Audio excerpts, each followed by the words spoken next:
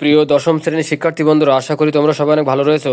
তো আজকে তোমাদের সাধারণ গণিত বইয়ের অনুসরণী 2.1-এর এক্সাম্পল 12 নিয়ে আলোচনা করবো। তো এক্সাম্পল 12 হচ্ছে তোমাদের দেওয়া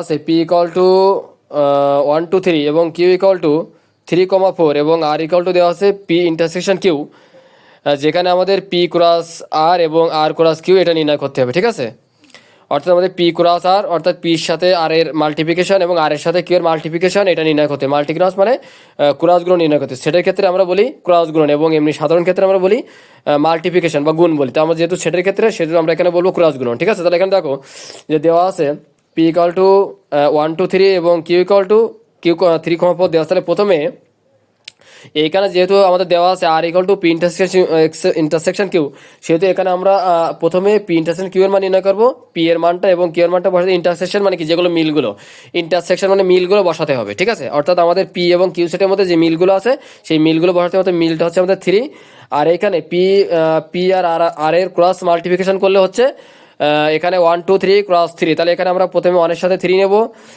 তারপরে এখানে 1 এর সাথে 3 নেব, তারপরে এখানে